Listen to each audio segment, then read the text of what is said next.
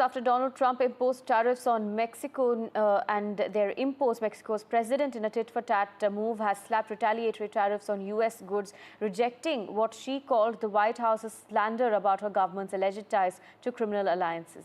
She said that we categorically reject the White House's slander against Mexican government of having allies with criminal organizations, as well as any intention of intervention in our territory as well. This also comes at a time when Canada has also moved for retaliatory tariffs against the United States. Unfortunately, the actions taken today by the White House split us apart instead of bringing us together.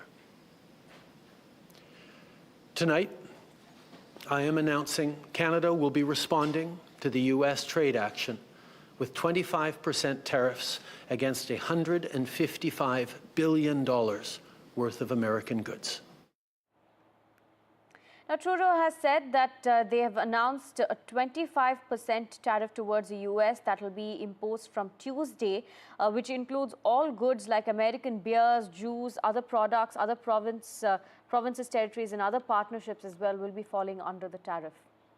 My colleague Vishal joins us with more details. Vishal, now just earlier we had seen that Mexico had put up retaliatory tariffs against the United States. Now Canada has joined in.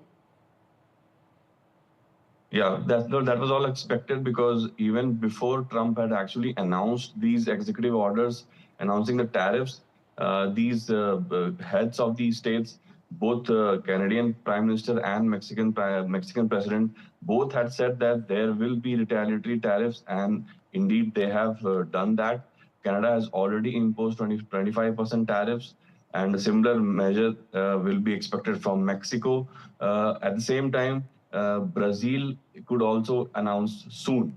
So this tariff war is about to happen, that all of us were expecting, and people were sort of surprised when Trump had actually delayed this plan a bit, because when he had come in, he had announced a plethora of executive orders announcing different actions, but he has given some time to Canadian government and Mexican government to take some action that he had wanted them to take. But there are a lot of, experts have criticized these measures in anticipation, because they had said that Trump's claims of, illegal immigration from Canadian side and fentanyl import, all of that, there's no ground to all these claims, because a lot of drug trade that comes in from Canada to US, all of that, those figures are quite small. It's just 1% of what trickles into the US. So experts have said that it doesn't really concern US that much. So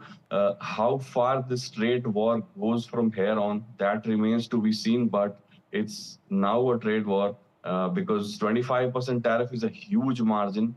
Canada and US are one of the biggest trading partners on the global platform.